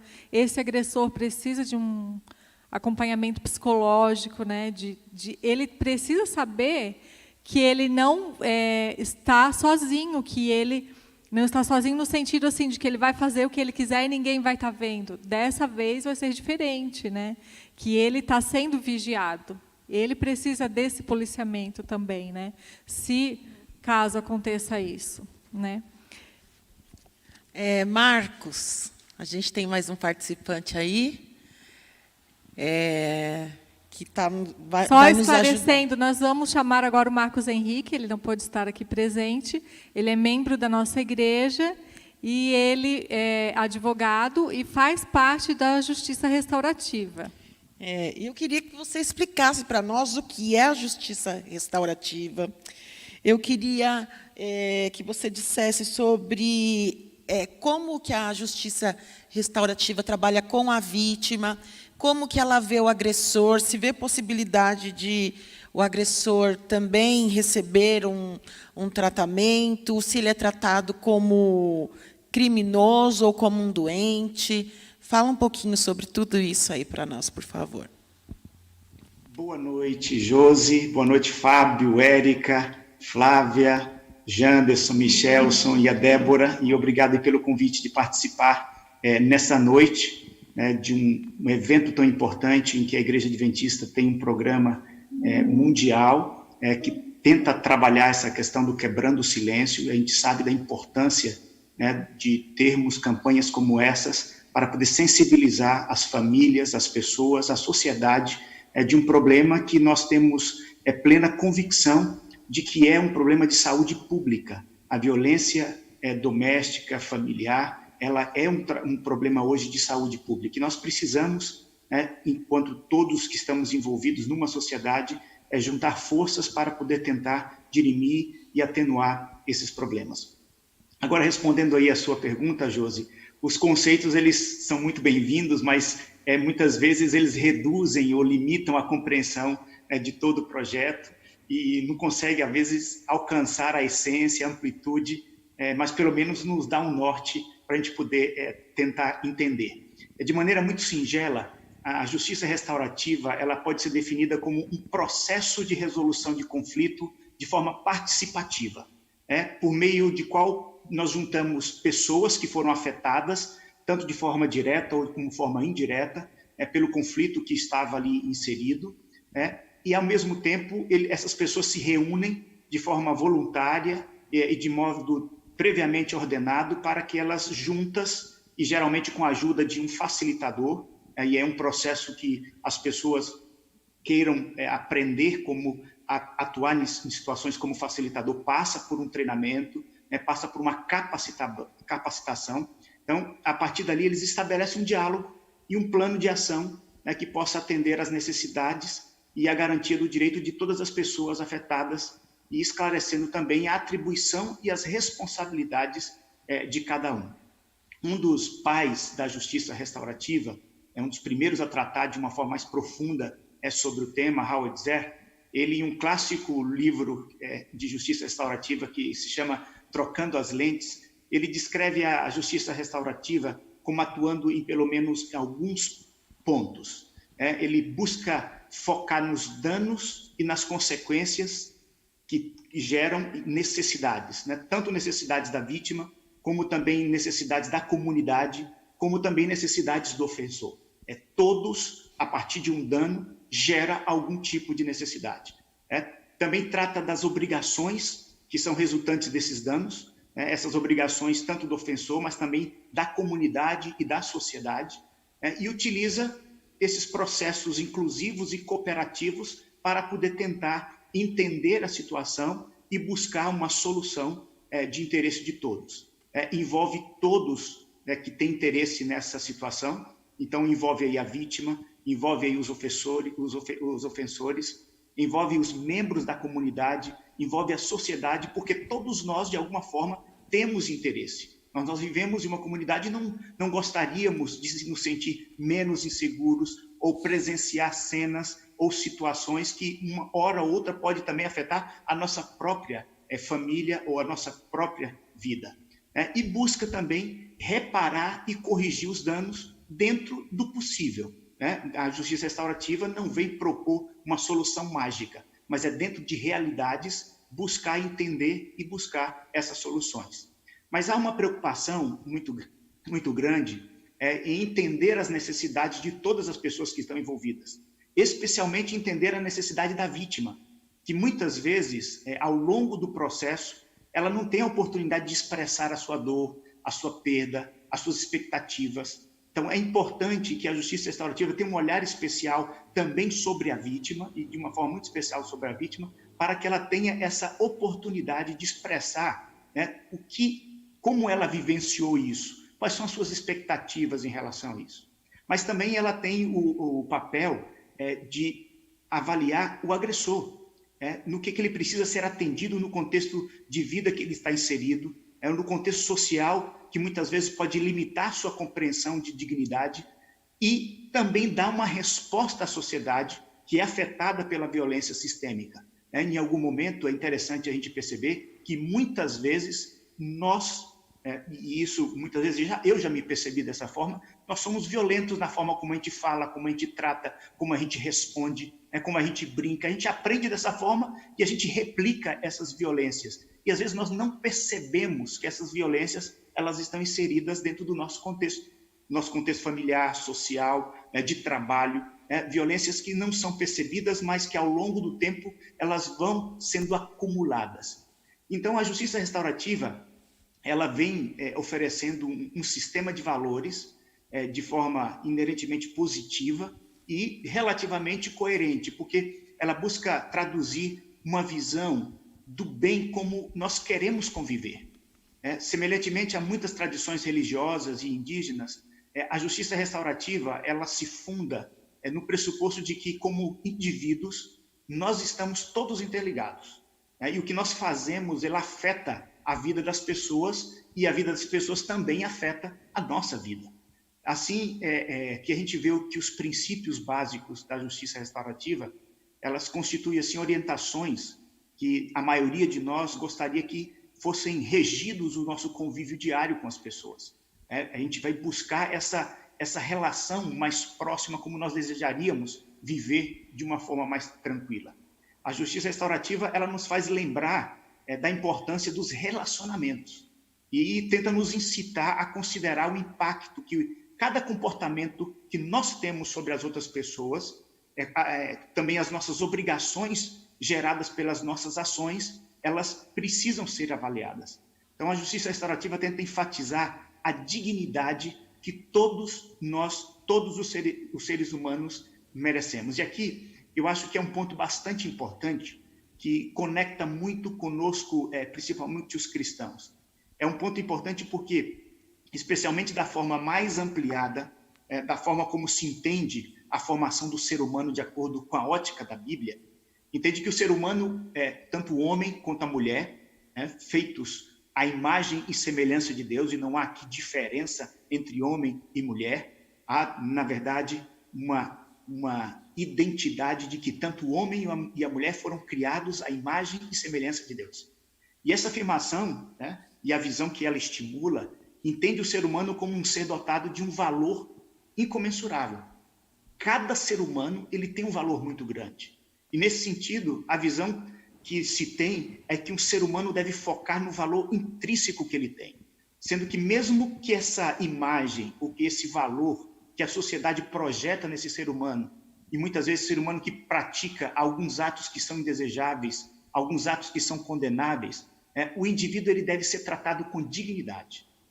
Então, não é uma questão de um indivíduo ser doente ou ser criminoso, mas é uma questão de humanidade, que pode ser oportunizado para ele, aquele que é o agressor, uma possibilidade de resgatar esse valor, algo que a própria Bíblia ensina muito, de nós podemos permitir a transformação. Não há nenhum ser humano que não possa ser transformado, que ele não possa ser resgatado a sua dignidade. Pois não? Posso interromper só um pouquinho? Eu estou entendendo, então, que a justiça restaurativa, ela trabalha tanto com a vítima quanto com o agressor. Vocês procuram os dois. Restaurar o agressor também. E como, na prática, isso funciona? Especificamente aqui, a gente está falando da violência contra a mulher. Como que funciona isso? Você já teve algum caso Débora, de agressor que tenha sido restaurado e que tenha mudado realmente? É importante, Débora, perceber que o foco implica as pessoas reconhecerem e assumirem as responsabilidades pelos seus atos. Isso aqui é o grande foco. É que muitas vezes o indivíduo ele não reconhece que aquilo que ele faz, não reconhece a ação que ele está tomando. E isso é importante, e a justiça restaurativa ela busca esse reconhecimento, esse assumir de responsabilidades. E buscar, de alguma forma, restabelecer o quanto possível a situação que o dano causou. Então, lá na justiça restaurativa, nós temos várias portas de entrada.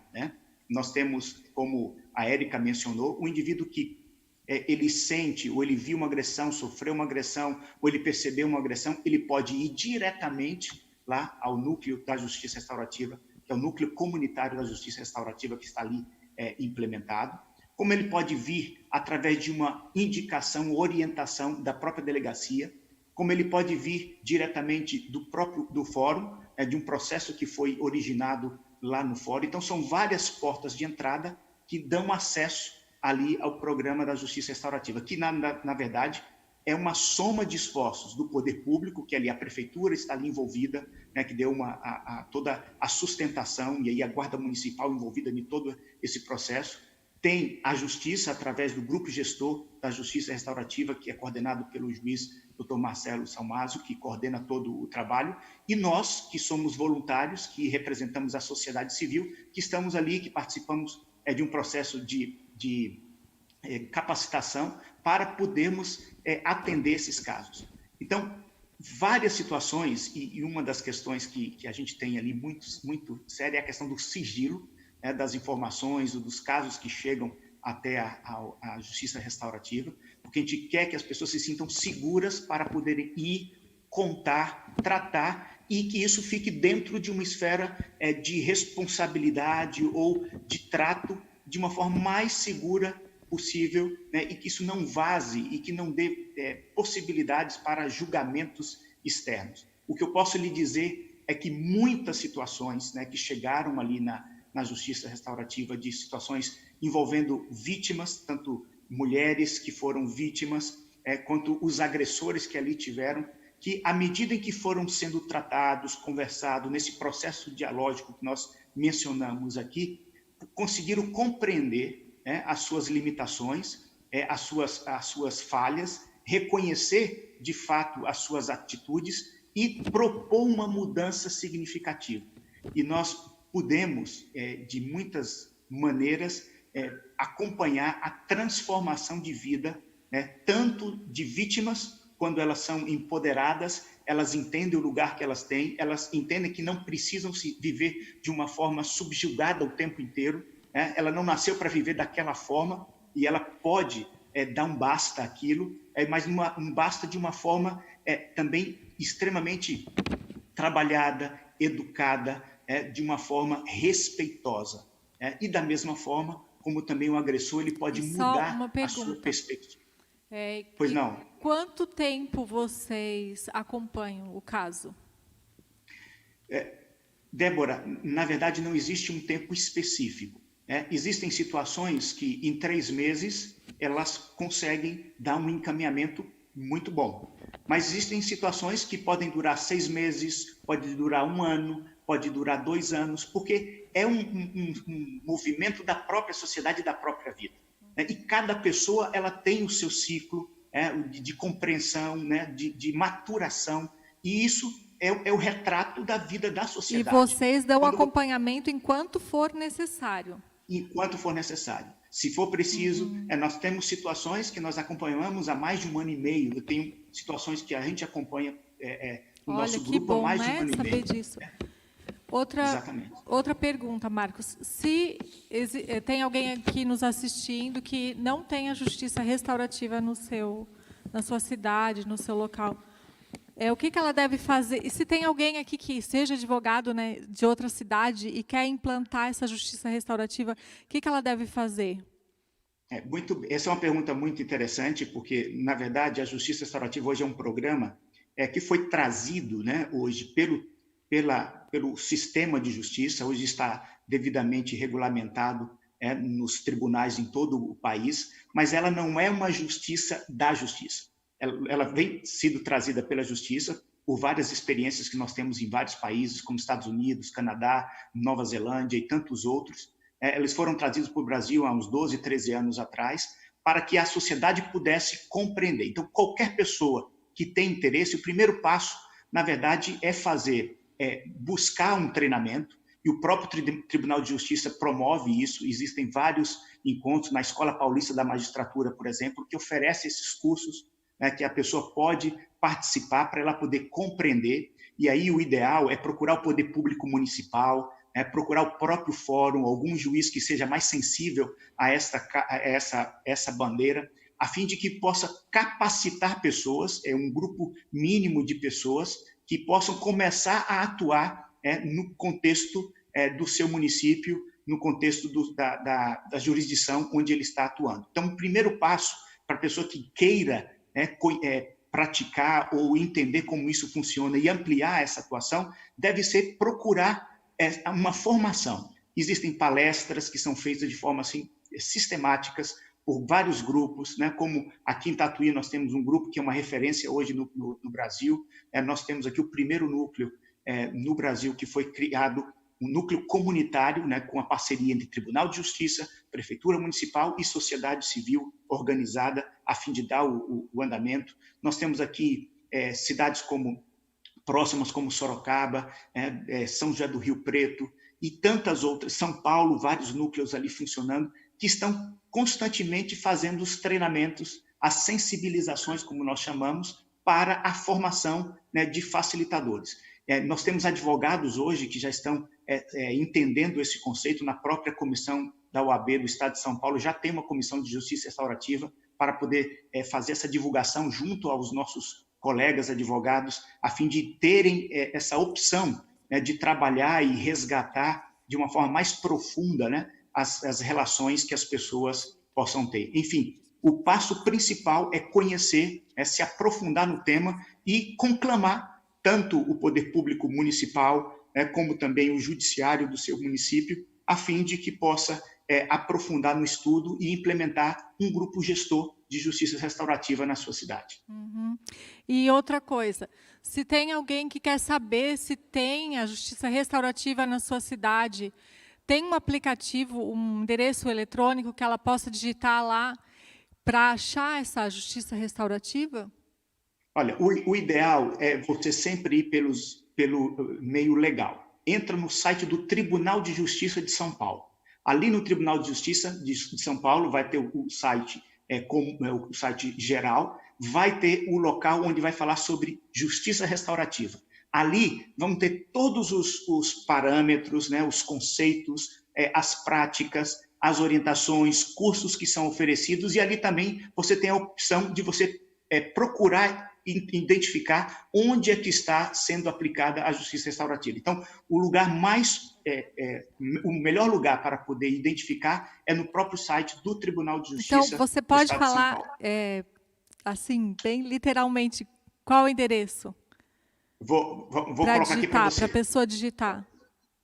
Ele, vai colocar lá, tjsp.jus.br. Se quiser o endereço completo aí, /infância juventude /justiça restaurativa.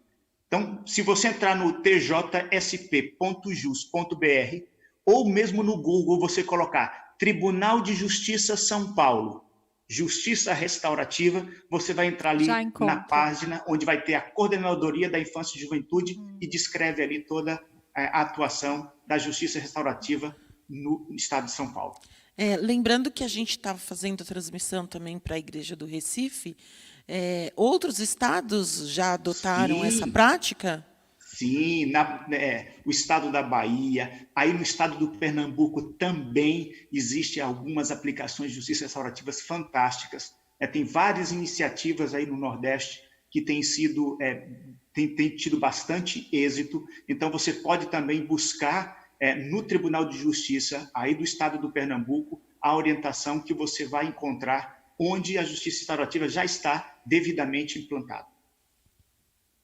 Muito bom, então. Muito obrigada, Marcos, por esse esclarecimento muito importante para a gente. E aqui, quem é de Tatuí também quiser conhecer a justiça restaurativa, está convidado, né, Marcos? Exatamente. Essa é uma justiça de todos nós. O interesse da justiça restaurativa é que a comunidade se envolva, as pessoas se envolvam. Quem quiser ser voluntário lá também pode. Pode ir lá para entender como funciona. Nós estamos fazendo constantemente treinamentos, orientações.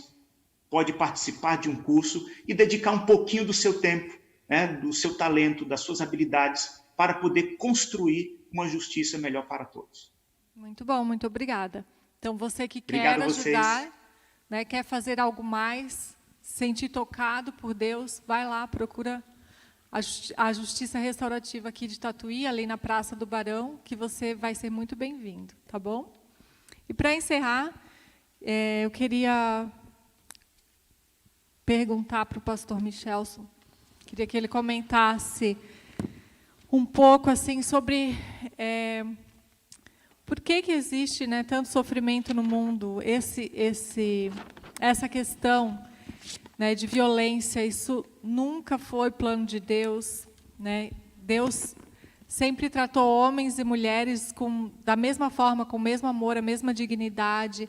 O que Deus planejou para o homem e para a mulher, e como Deus gostaria que os homens tratassem as mulheres. Bom, eu não quero tomar muito tempo assim, já avançamos bastante aqui já no tempo, falamos né? um pouco também, então, né, eu só vou, mais uma vez, recomendar que os nossos amigos leiam, se não tem a revista física, como eu tenho aqui agora, mas tem a revista em PDF, né? Você pode baixá-la, né, do site da Ministério da Mulher, né, da Divisão Sul-Americana. Procura lá a revista Quebrando o Silêncio. Deste ano, é uma campanha que já existe há alguns anos, e todo ano a igreja, em nível de América do Sul, né, em âmbito de América do Sul, publica essa revista aqui para ajudar nessa campanha. E tem um artigo aqui, exatamente no meio da revista, do casal Isaac Malheiros, ele é pastor, professor de teologia lá no nosso internato no Paraná, no IAP, escrito por ele e pela esposa dele, a Vanessa Meira, né? Ambos são teólogos e trabalham com educação, né? São professores. E o artigo aqui deles, Seja Homem, achei muito interessante. Toda a revista está muito boa, né? É mais uma edição muito boa aqui. Então, eu vou me limitar aqui a ler algumas coisas que eles escreveram, trazer algumas ideias aqui interessantes, Por exemplo, eles dizem aqui que violência representa o oposto do que a Bíblia descreve como a postura masculina. Muitas vezes se enfatiza muito o homem como, né, o forte, o brigão e coisa parecida. Biblicamente é diferente. Veja, em geral, os que praticam esse tipo de ato enxergam a mulher como propriedade do homem, alguém incapaz e inferior. O fato é que todos nós somos propriedade de Deus. Essa é a verdade, né? 1 Coríntios 6, 19 e 20 fala que nós somos templo do Espírito Santo. Então, na verdade, a possessão aqui é de Deus. Todos pertencemos a Deus. Por isso, a orientação bíblica é que no casamento haja submissão mútua e voluntária. E aqui eles citam Cantares 6:3, a gente leu faz poucos dias, né? Esse capítulo aí, faz 2 dias, em que é dito assim, Sulamita diz, né? Eu sou do meu marido, ou sou do meu amado, e ele é meu. Olha aí, né? É um duplo pertencimento aqui, né? Um mútuo pertencimento. Não é você que me pertence e eu sou o seu dono, né? Aí eles vão lá para Gênesis, que realmente é o que se tem que fazer quando se quer saber qual é o plano de Deus, né? E há aquela expressão, né? Eu farei para Adão uma adjutora idônea, uma auxiliadora idônea. E alguns homens já pensam assim, né? Então, ó, Deus criou Eva para ajudar o homem. Então, ela é uma auxiliar. Só que não se esqueça que a palavra ezer, no hebraico, ela também é aplicada para Deus, como nosso ajudador. E agora? Quer dizer que agora Deus me serve? Eu sou o dono de Deus? Não tem nada a ver com submissão, você percebe? Se Deus, e isso aparece mais de 15 vezes, já li uma vez um livro que fala disso, né?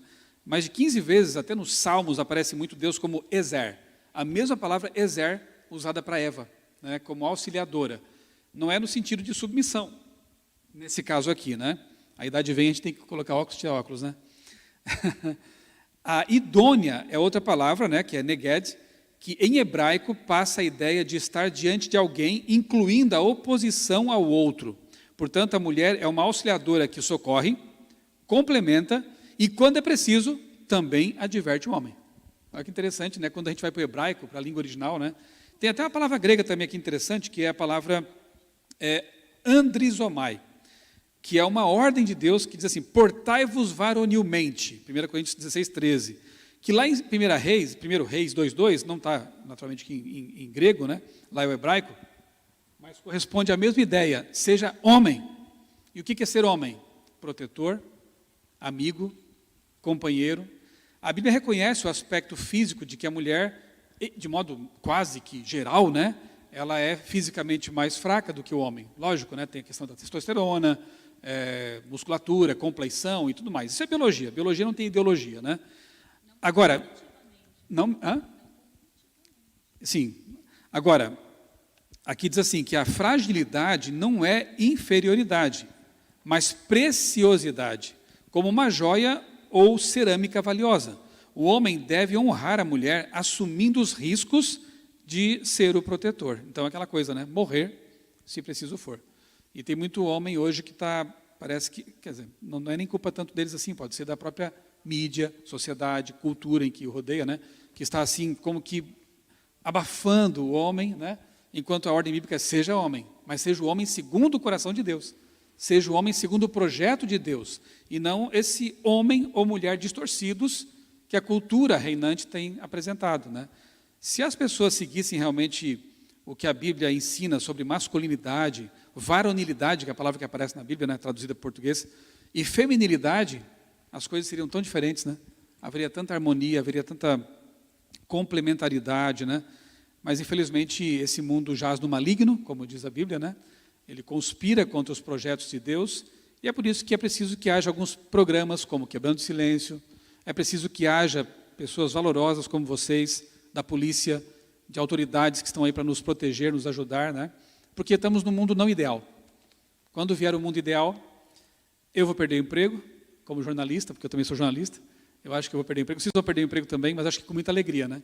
Porque na nova terra não haverá mais necessidade de polícia, de quebrar o silêncio, ali nós teremos, de novo, aquilo que Deus sonhou para nós, né?